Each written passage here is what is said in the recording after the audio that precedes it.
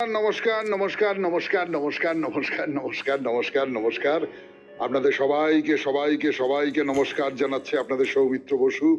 সবাইকে অজস্র শুভকামনা জানাচ্ছে, সবাইকে স্বাগত জানাচ্ছে আজকের এই শরণাগত অনুষ্ঠানে এবং সবাইকে শুভ সকাল জানাচ্ছি।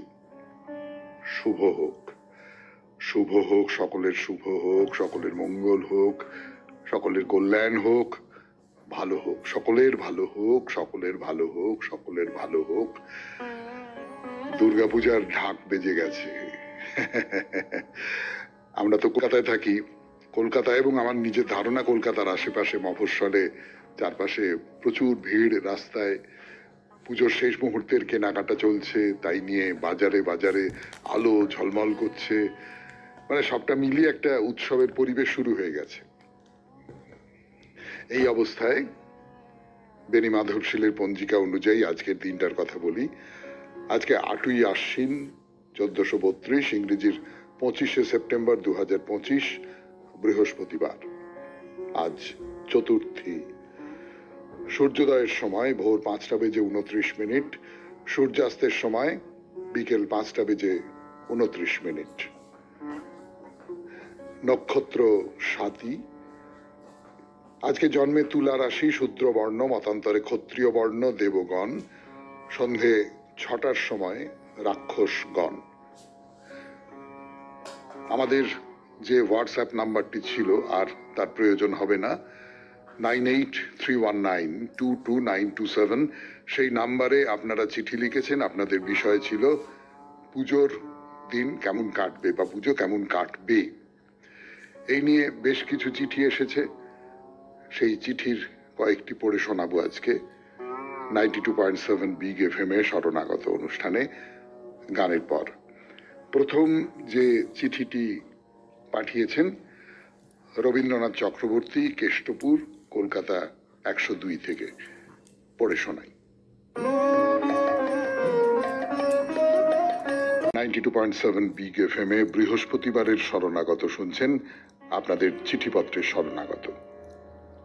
রবীন্দ্রনাথ চক্রবর্তী, কেষ্টপুর, কলকাতা 102 থেকে লিখেছেন।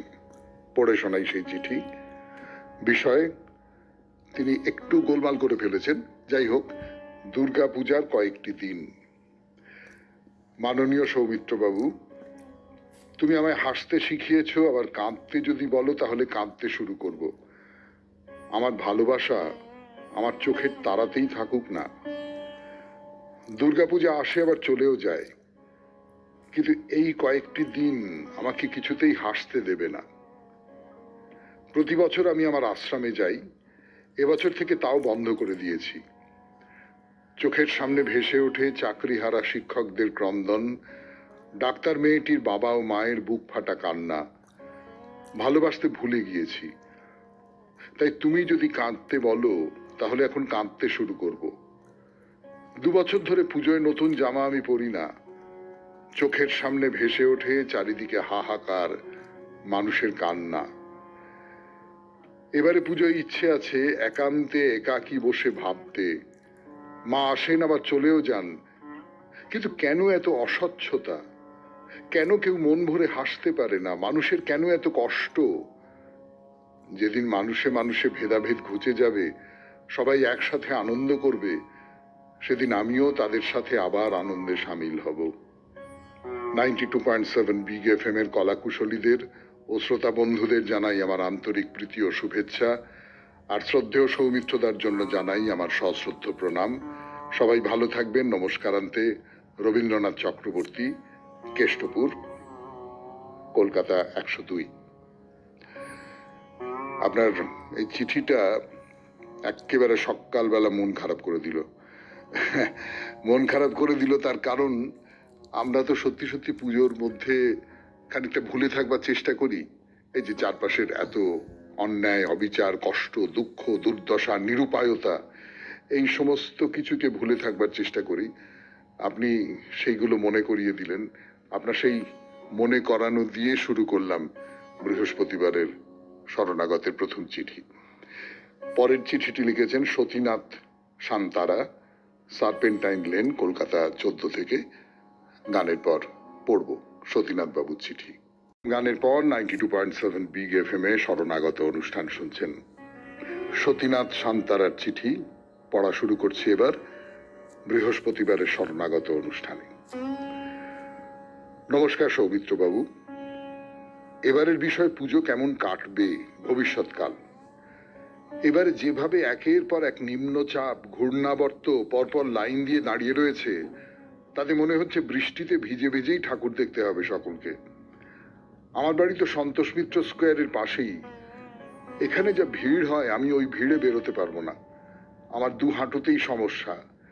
একবার যদি ওই জনস্রোতে গিয়ে পড়ি, তবে আমাকে আর হাঁটতে হবে না, ভাসিয়ে নিয়ে চলে যাবে। তাই ঠিক করেছি বাড়িতে থাকবো আর নেটে ঠাকুর দেখে নেব। তবে সবটাই তো ভবিষ্যৎকাল, আর আমি ভবিষ্যৎ দ্রষ্টা নই। মানুষ ভাবে এক, হয় আর এক। যাই হোক, আপনি যা জানতে চেয়েছেন সেটা না বুঝেই হয়তো অনেক অবান্তর কথা লিখে ফেললাম। নমস্কারান্তে, সতীনাথ শান্তারা, সার্পেন্টাইন লেন, কলকাতা 14। সতীনাথবাবু, আমি যে সত্যি সত্যি কি জানতে চেয়েছি আমি খুব ভালো করে জানি না। আমার এটা মনে হয়েছিল যে পুজোটা কেমন কাটবে। আমরা তো নানান রকম কল্পনা করি পুজো নিয়ে। বাচ্চা বয়সে তো খুব বেশি করতাম, এটা করব ওটা করব, নতুন জামা কাপড় কটা হবে, এই সেই অমুক তমুক নানান রকম সমস্ত করা হতো।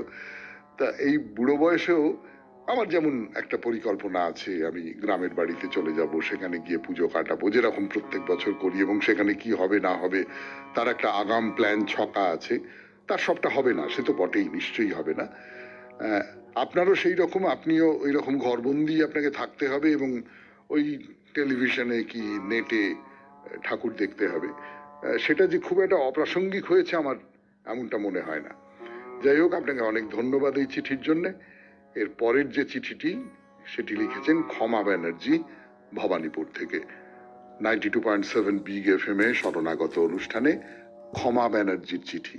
ফিরে আসছে আপনাদের সৌমিত্র বসু। ক্ষমা ব্যানার্জির চিঠি 92.7 বিগ এফএম এ শরণাগত অনুষ্ঠানে। বিষয় পুজো কেমন কাটবে। শ্রদ্ধেয় দাদা, আশ্বিনের মাঝামাঝি বাজনা বেজে ওঠে আর পুজো শুরু হয়ে যায়। মা দুর্গা 3টে দিন বাপের বাড়ি কাটিয়ে সকলকে কাঁদিয়ে দশমীতে কৈলাসে ফিরে যান।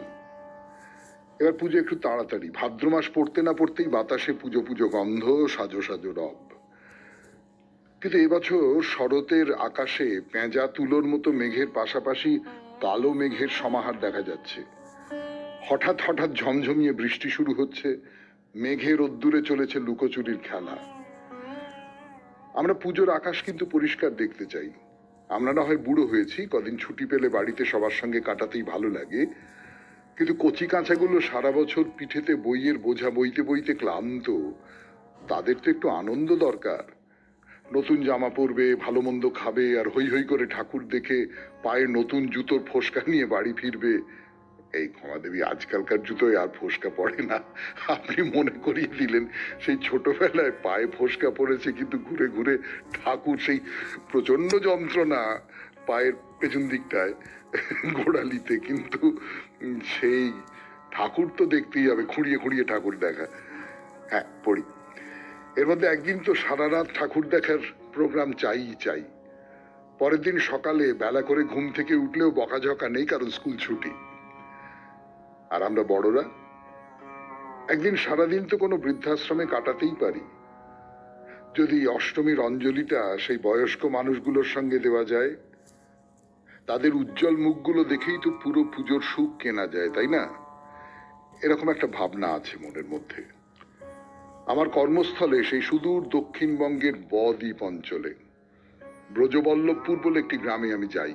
সেখানে একটি অনাথ আশ্রম আছে, প্রায় 20-22টি শিশু থাকে। স্বামীজির আদর্শে গড়া আরশিনগর। পুজোর মধ্যে হয়তো হবে না, তবে পুজোর আগে শেষ যেদিন ভিজিটে যাব, ওদের জন্য কিছু উপহার নিয়ে যাবার ইচ্ছে আছে। আমার ক্ষমতা সামান্য, তার মধ্যে যতটুকু পারা যায়। কখনো সুযোগ হলে শরণাগত পরিবারের সবাইকে নিয়ে যাবার ইচ্ছে আছে। তবে বেশিরভাগ জনেরই তো বয়স হচ্ছে, আর ওখানে রাস্তা বড় দুর্গম, তাই বলতে দ্বিধা হয়। শেষে বলি, এবছর মন সত্যিই খারাপ হয়ে আছে। সকালে উঠে আপনার কণ্ঠে অজস্র নমস্কারের সঙ্গে শুভেচ্ছা বাণী দিয়ে শুরু আমাদের প্রিয় শরণাগত অনুষ্ঠান আর শুনতে পাবো না, এ যেন ভাবতেই পারছি না। কিন্তু সব তো আর আমাদের মনের মতো হয় না। অনেক কথা মনের মধ্যে ভিড় করে আসছে, কিন্তু অত কথা তো লেখা যায় না। তাই এই অনুষ্ঠানে লেখা আমার শেষ চিঠিটি এবার শেষ করি। নমস্কার আনতে, ক্ষমা ব্যানার্জি, ভবানীপুর। ক্ষমা দেবী খুব ভালো, খুব ভালো। এই প্রথম চিঠিতেও রবীন্দ্রনাথ বাবু এই কষ্টের কথা, মানুষের দুঃখের কথা, অসহায়তার কথা, এই সমস্ত ভেবে কষ্ট পেয়েছেন পুজোর দিনগুলোর কথা ভাবতে গিয়ে। ঠিক তেমনি করে আপনিও কষ্ট পাননি। আপনি আপনার মতন করে খুব ছোট্ট চেষ্টায় এর একটা রাস্তা বার করবার চেষ্টা করেছেন, যে আপনি অনাথ বাচ্চাদের সঙ্গে কাটাবেন, আপনি বৃদ্ধাবাসে কাটাবার ইচ্ছে আছে আপনার। এইটা যদি থাকে, দেখুন আমাদের জীবনে আনন্দ আছে, সবটাই আছে, কিন্তু সেই সঙ্গে সঙ্গে আমাদের চারপাশে ঘিরে থাকা যে অন্ধকার পৃথিবীটা, সেইটার কথাও আমরা যদি একটু মনে মনে ভাবি, তাহলেই বোধহয় আমাদের জীবন সম্পূর্ণ হয়ে উঠতে পারে। তাহলে আপনাকে অনেক ধন্যবাদ ক্ষমা দেবী। এর পরের চিঠিটি লিখেছেন অপর্ণা চ্যাটার্জি, কোন্নগর, হুগলি থেকে। শোনাবো সেই চিঠি, তার আগে শোনাবো গান 92.7 বিগ FM এ শরণাগত অনুষ্ঠানে। আমি আছি আপনাদের সঙ্গে, আপনাদের সৌমিত্র বসু। গান শেষ করে ফিরে এলাম 92.7 বিগ FM এ বৃহস্পতিবারের শরণাগত অনুষ্ঠানে। অপর্ণা চ্যাটার্জি, কোন্নগর, হুগলি থেকে চিঠি লিখেছেন। পড়ে শোনাই সেই চিঠি। পুজো কেমন যাবে? সুপ্রভাত, নমস্কার। সবাইকে শারদীয়ার আগাম শুভেচ্ছা। সবার পুজো ভালো কাটুক। এবার পুজোতে আমার বেড়াতে যাবার পরিকল্পনা আছে। ভেবেছিলাম সবার সঙ্গে সেই কথা ভাগ করে নেব, কিন্তু গত 20শে সেপ্টেম্বর শরণাগত অনুষ্ঠানে মাননীয় সৌমিত্রবাবুর একটি ঘোষণা শুনে আমার মন ভীষণ খারাপ হয়ে গেল। 1 অক্টোবর থেকে এই অনুষ্ঠান আর সম্প্রচারিত হবে না। এটা আমার কাছে বিনা মেঘে বজ্রপাত। যে অনুষ্ঠান আমার কাছে এত বছর ভালো থাকার ঔষধ ছিল, নবমী থেকে সেটা শুনতে পাবো না। লিখতে ইচ্ছে করছিল না, তবু লিখলাম। ভেতরে কষ্ট থামিয়ে রাখতে পারলাম না। সময় কমানো যেত, কিন্তু তাই বলে পুরোপুরি বন্ধ, এটা একটা হঠকারী সিদ্ধান্ত। সকালে ঘুম থেকে উঠে রেডিও শুনতে আর ইচ্ছে করবে না। আমি হয়তো মূল প্রসঙ্গ থেকে সরে এসেছি, কিন্তু এই কথা কবে বলবো? তাই আমার নিজের এবারের পুজো খুব খারাপ যাবে। তবু মা দুর্গার কাছে প্রার্থনা করি আপনার আগামী কাজ আরো সাফল্য অর্জন করুক। তবু আরো একবার বিগ FM এর কর্তা ব্যক্তিদের কাছে একান্ত অনুরোধ, যদি শরণাগত অনুষ্ঠানটি চালিয়ে যান তবে অসংখ্য শ্রোতা খুব আনন্দ পাবে। সবাই ভালো থাকুন, সুস্থ থাকুন, আনন্দে থাকুন। শরণাগত পরিবার একটি বিশাল পরিবার। ইতি অপর্ণা চ্যাটার্জি, কোন্নগর, হুগলি। কি বলবো অপর্ণা দেবী, আপনার এই আবেদন মানে আপনি যাদের কাছে করছেন তাদের কাছে তো পৌঁছতে পারবে না, তার কারণ তারা কেউ বাংলা ভাষায় কথা বলেন না। আমাদের হেড অফিস মুম্বাইতে, সেখান থেকেই নির্দেশ এসেছে। নিশ্চয়ই বিগ FM অন্য রকম করে কিছু পরিকল্পনা করেছেন। সেটা কেবলমাত্র যে শরণাগত অনুষ্ঠান বন্ধ হয়ে যাচ্ছে না, গোটা ভারত জুড়েই নানান রকম অনুষ্ঠান বন্ধ হয়ে যাচ্ছে। তার জায়গায় নতুন কি হচ্ছে না হচ্ছে আমি জানি না, সে খবর পাইনি। কিন্তু এই ধরনের বেশ কিছু অনুষ্ঠান বন্ধ হয়ে যাচ্ছে, কাজে আমি একা নই। আর আমি তো ইউটিউব চ্যানেলে স্মরণে সৌমিত্র বলে একটা অনুষ্ঠান শুরু করছি, এই ধরনেরই অনুষ্ঠান। ফলে সেখানে যদি আপনাকে পাই তাহলে খুব ভালো লাগবে। কিন্তু আপনার পুজো এই কারণে খারাপ কাটবে, এইটা ভাবতে আমার খুব খারাপ লাগছে। এইটা বলে আপনি কিন্তু একটু মন খারাপ করে দিলেন। এর পরের চিঠি লিখেছেন সৌমিত্র চট্টোপাধ্যায়, বারুইপুর থেকে। গানের পর চিঠি পড়ব। তিনি হচ্ছেন সৌমিত্র চট্টোপাধ্যায়, বারুইপুর, কলকাতা 144 থেকে লিখেছেন পুজো কেমন কাটবে তাই নিয়ে। 92.7 বিগ FM এ শরণাগত অনুষ্ঠানে শুনুন তার চিঠি। এবারের বিষয় অভাবনীয়, অদ্ভুত। পুজো কেমন কাটলো বা এতকাল কেটেছে, এগুলো অভিজ্ঞতার ঝুলি থেকে লেখা যায়, কিন্তু ভবিষ্যৎ সাহিত্য সম্রাটের অনুকরণেই বলি, বিধাতার কাণ্ড কারখানা পণ্ডিতেরও অবদ্ধ। আমি মূর্খ, কি করে ভবিষ্যৎবাণী করি? তার চাইতে কেটে যাওয়া নানান পুজোর অভিজ্ঞতা থেকে এবারে কি চাই আর চাই নে লেখার চেষ্টা করি। ছোটবেলা থেকেই মহালয়ার ভোরে রেডিওয়ে বীরেনবাবুর মহাজাগতিক কণ্ঠস্বরে মহিষাসুর মর্দিনী মনে ঢেউ তুলত। ভোরের শিউলির গন্ধ জালে, গাছের শিশির ভেজা পাতায় সূর্যালোকের ঝলকানিতে মা দুর্গার হাসি দেখে চমকে উঠতম। সে ভাবসাগর আজও মনের সম্পদ। এবারেও তেমনি ঢেউ উঠুক আশা। বারুইপুর ভারতিয়া কারখানার পাশের বিস্তীর্ণ প্রান্তরে বিশ্বকর্মা পুজো থেকেই দেখতাম কাশফুলের সাদা সবুজের ঢেউ। আকাশে কোদালে কুড়ুলে মেঘের ফাঁকে রোদ্দুরের রোশনাইতে কাশবনের কাটা পথে ছেলে মেয়ে নিয়ে মা দুর্গা আসছেন, কল্পনা করে শিহরিত হতো। কিন্তু বেশ কয়েক বছর সেই মাঠে বাড়ির জঙ্গল, পথটা হারিয়েছে। তবে মনের ক্যানভাসে গেল বছর পর্যন্ত একই ছবি দেখে উদ্বেলিত হয়েছি। এবারেও যদি হতে পারি, আহা। 5 ছেলে মেয়ে নিয়ে গড়িয়াহাটে বাবা মার পুজো বাজার মনের রোমান্সের ঢেউ তুলত। মা মিলিয়ে মিলিয়ে জামা কাপড় কিনত, বাবা স্মিত হাস্যে আনন্দ উপভোগ করত। আমরা 5 ভাই বোন বাটার মুখোশ, রঙিন চশমা পরে বেলুন হাতে ঘুরছি। পূর্বাণী রেস্তোরাঁয় খেয়ে বিপুল সওদা নিয়ে বাড়ি ফেরার পথে বারুইপুরে পুজো প্যান্ডেলে দেখতুম মা দুর্গা হাসছেন। সে আনন্দটা এখন বাবা মার অবর্তমানে স্ত্রী কন্যা নিয়ে আমিও সেই রোমান্স আনন্দটা খুঁড়ে বের করবার চেষ্টা করি। ছেলেবেলায় স্কুল থেকে ফিরতি পথে কমলা ক্লাবে বা পদ্মপুকুরের বারান্দায় দেখতুম রাধারমন পটো দুর্গা প্রতিমায় দোমাটি দিচ্ছে। খড়ি মাটির রঙের ওপর হলদে রঙের পোঁত চড়িয়ে মায়ের আয়ত নয়ন ফুটিয়ে তুলছে তুলির টানে। আতসী পুষ্পবর্ণা ভাং, মা দুর্গা দিকে দিকে আগমনের ডাক দিচ্ছেন। সে আবার আবহ পাল্টেছে। রাধারমন পটো হারিয়ে গেছে, কিন্তু দুর্গা প্রতিমা যথারীতি গড়ে উঠছে। প্রৌঢ় মনের ভেতর থেকে সেই কিশোরটা ধুলো ঝেড়ে বেরিয়ে ঠাকুরতলার আনাচে কানাচে এবারেও ঘুরে মরে প্রতিমার জাগরণ দেখতে মনের আড়ালে আবডালে। পুজোর মেলায় নাগরদোলা, ঘূর্ণিদোলায় চড়া, ঘুগনি খাওয়া, মনে হয় এবারেও মনে মনে নাগরদোলা ঘুরবে মন বন। কেবল বারুইপুরে ঠাকুর দেখার থেকে পরিসর বিস্তৃত হলো কলকাতার নানান ঠাকুরতলায়, বেলুড় মঠে স্বামীজির স্বপ্নাদিষ্ট দুর্গোৎসবের বিপুল মণ্ডপে। মঠের দালান থেকে পুজো এলো গঙ্গার ধারে প্রকাণ্ড মণ্ডপে, জমজমাটি পরিবেশে। সে তো চোখের সামনেই দেখলুম। এবারেও স্বামীজির মা দুর্গা নিশ্চয়ই আশীর্বাদের ঝাঁপি উজাড় করতে আসবেন, দৃঢ় বিশ্বাস। যে বছর মহালয়ার রাতে আমার জন্মদাত্রী মা চলে গেলেন, কিসে যেন পুজোটা মাড়িয়ে শেষ করে দিয়ে গেল। এরকম যেন কখনো না ঘটে। আশ্বিনের ঝড়ে মাঝে মাঝেই পুজো তছনছ হয়েছে, গরিব পশারির বিকিকিনি ধ্বংস হয়েছে। এমন যেন এবারে না হয়। বয়সটায় দূরের পাল্লা লেগেছে।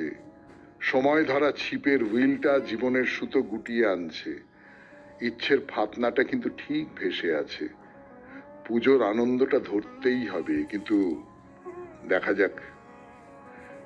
সৌমিত্র চট্টোপাধ্যায় এই চমৎকার সুন্দর স্মৃতিমেদুর চিঠিটি লিখেছেন বারুইপুর, কলকাতা 144 থেকে।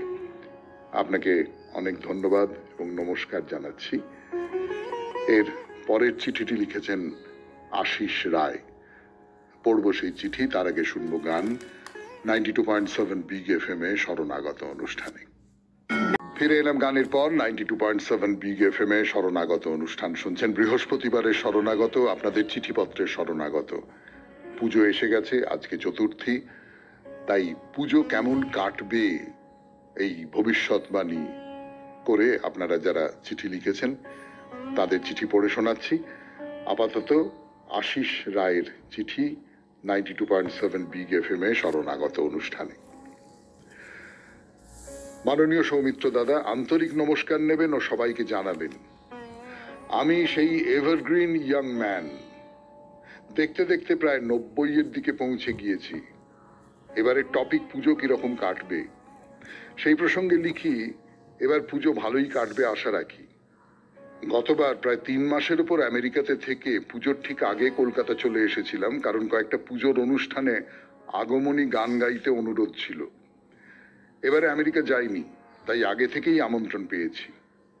পঞ্চমী ও ষষ্ঠী এখানে প্রোগ্রাম করব, তারপর অষ্টমীর ভোরবেলা গাড়ি করে আমার গ্রামে, নদিয়া ডিস্ট্রিক্টে দেবগ্রামের কাছে রওনা দেব। ওখানে আমাদের দেশের বাড়িতে প্রায় 250 বছরের উপর দুর্গাপূজা হয়ে যাচ্ছে। আমি সব বছর যেতে পারি না, তাই এই বছর সবার সঙ্গে নতুনভাবে আনন্দ করা যাবে।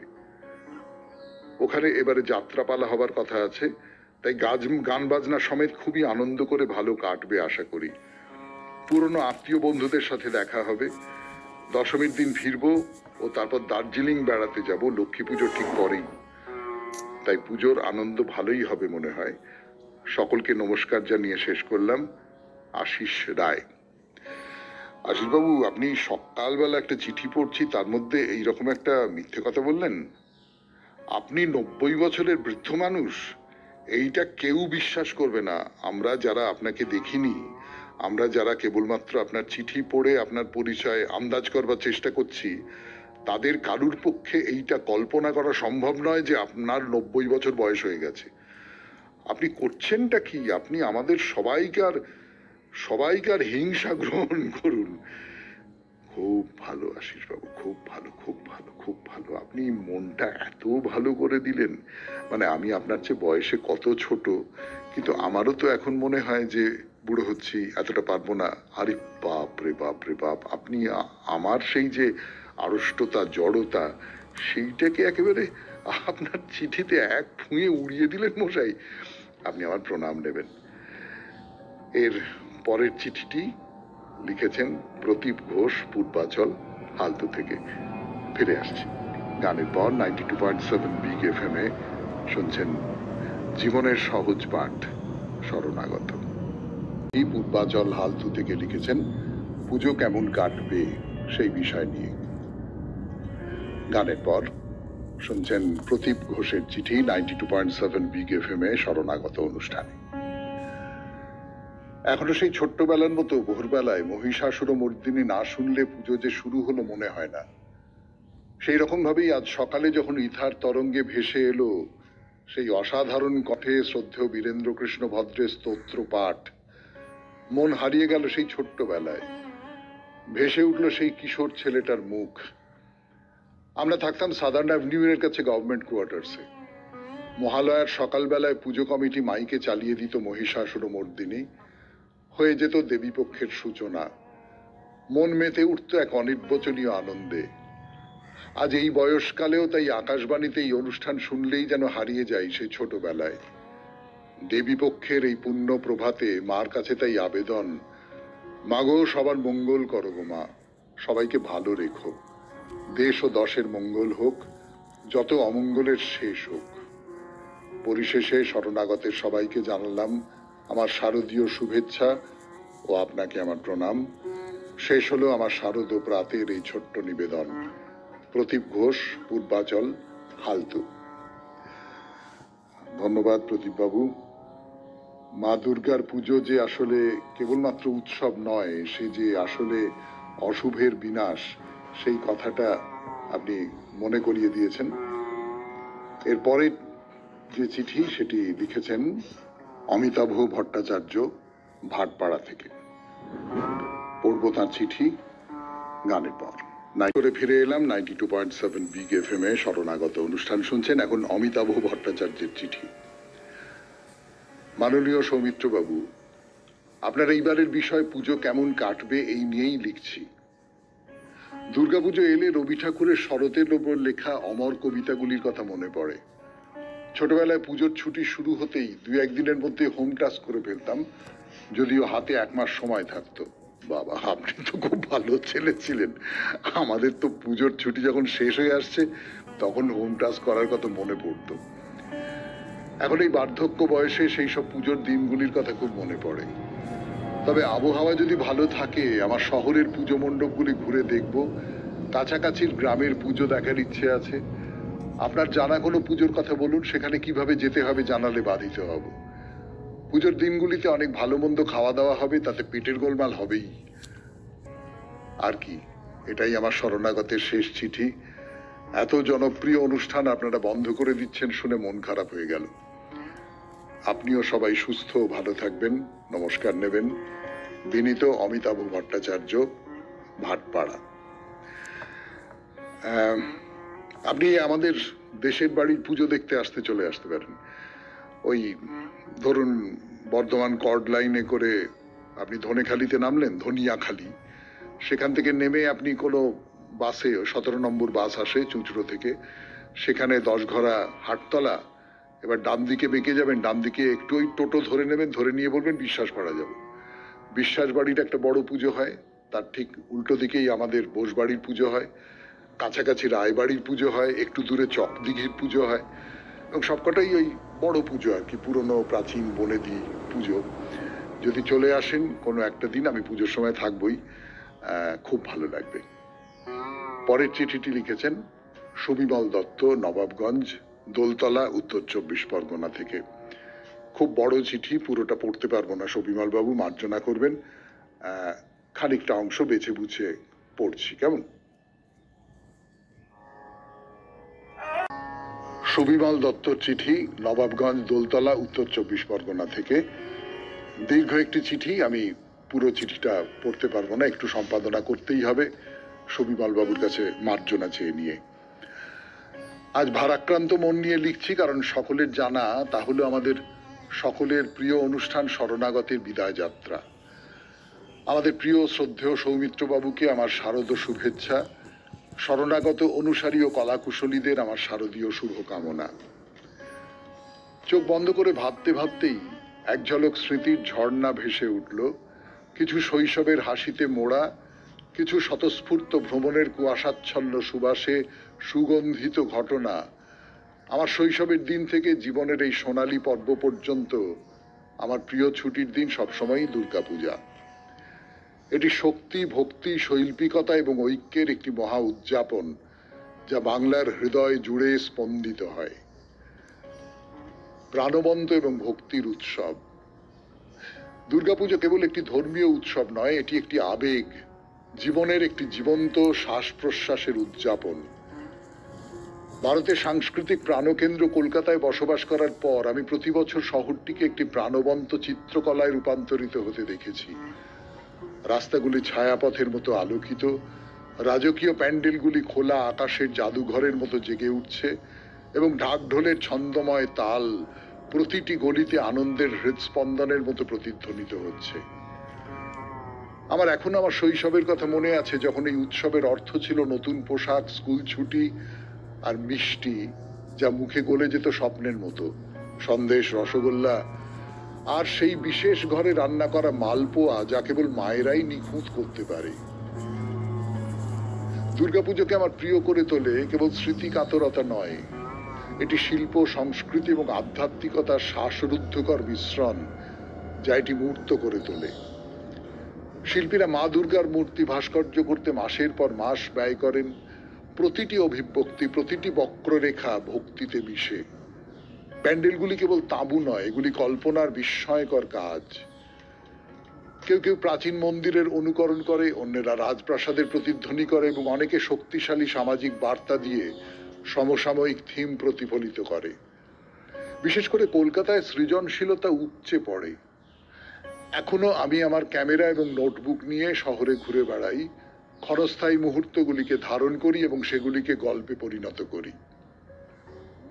ধুনুচি নাচের সময় বৃদ্ধ দম্পতির নাচ, ছোট ছেলের চোখ বড় বড় করে বিস্ময়ের সাথে পুষ্পাঞ্জলি দেওয়া, অথবা আপনা থেকে উদ্ভূত স্ট্রোক দিয়ে ঐশ্বরিক মুখ আঁকা তরুণ শিল্পীদের দেখে আমি অবাক হয়ে যাই। এই উৎসবকে যা সত্যি আলাদা করে তা হলো বাধা ভেঙে ফেলার ক্ষমতা। অপরিচিতরা বন্ধু হয়ে ওঠে, পাড়া প্রতিবেশীরা পরিবারে পরিণত হয়। এমনকি আমার অবসর পরবর্তী জীবনেও দুর্গাপূজা একটি আত্মার পুনর্মিলনের মতো মনে হয়। আমি পুরনো বন্ধুদের সঙ্গে দেখা করি, নতুনদের সঙ্গে হাসি, এবং আত্মীয়তার উষ্ণ চেতনায় আচ্ছন্ন বোধ করি। এই ছুটির মূলে রয়েছে মন্দের উপর ভালোর জয়ের শক্তিশালী কিংবদন্তি। সেই অনুভব জাগরিত হোক। লিখেছেন সুবিমল দত্ত, নবাবগঞ্জ, দোলতলা, উত্তর 24 পরগনা থেকে। তার চিঠি দিয়েই শেষ হলো এই বৃহস্পতিবারের চিঠিপত্রের শরণাগত। সবাই খুব ভালো থাকবেন, আনন্দে থাকবেন। নমস্কার। নমস্কার, নমস্কার, নমস্কার, নমস্কার, নমস্কার, নমস্কার, নমস্কার, নমস্কার। আপনাদের সবাইকে সবাইকে সবাইকে নমস্কার জানাচ্ছে আপনাদের সৌমিত্র বসু। সবাইকে অজস্র শুভকামনা জানাচ্ছে, সবাইকে স্বাগত জানাচ্ছে আজকের এই শরণাগত অনুষ্ঠানে এবং সবাইকে শুভ সকাল জানাচ্ছি। শুভ হোক, শুভ হোক, সকলের শুভ হোক, সকলের মঙ্গল হোক, সকলের কল্যাণ হোক, ভালো হোক, সকলের ভালো হোক, সকলের ভালো হোক, সকলের ভালো হোক। দুর্গাপূজার ঢাক বেজে গেছে। আমরা তো কলকাতায় থাকি। কলকাতায় এবং আমার নিজের ধারণা কলকাতার আশেপাশে মফস্বলে চারপাশে প্রচুর ভিড় রাস্তায়। পুজোর শেষ মুহূর্তের কেনাকাটা চলছে, তাই নিয়ে বাজারে বাজারে আলো ঝলমল করছে, মানে সবটা মিলিয়ে একটা উৎসবের পরিবেশ শুরু হয়ে গেছে। এই অবস্থায় বেনি মাধবশীলের পঞ্জিকা অনুযায়ী আজকের দিনটার কথা বলি। আজকে 8ই আশ্বিন 1432, ইংরেজির 25শে সেপ্টেম্বর 2025, বৃহস্পতিবার। আজ চতুর্থী। সূর্যোদয়ের সময় ভোর 5:29, সূর্যাস্তের সময় বিকেল 5:29। নক্ষত্র স্বাতী। আজকে জন্মে তুলা রাশি, শূদ্র বর্ণ, মতান্তরে ক্ষত্রিয় বর্ণ, দেবগণ। সন্ধে 6টার সময় রাক্ষসগণ। আমাদের যে হোয়াটসঅ্যাপ নাম্বারটি ছিল আর তার প্রয়োজন হবে না, 9831922927, সেই নাম্বারে আপনারা চিঠি লিখেছেন। আপনাদের বিষয় ছিল পুজোর দিন কেমন কাটবে বা পুজো কেমন কাটবে। এই নিয়ে বেশ কিছু চিঠি এসেছে, সেই চিঠির কয়েকটি পড়ে শোনাবো আজকে 92.7 বিগ FM এ শরণাগত অনুষ্ঠানে গানের পর। প্রথম যে চিঠিটি পাঠিয়েছেন রবীন্দ্রনাথ চক্রবর্তী, কেষ্টপুর, কলকাতা 102 থেকে। পড়ে শোনাই।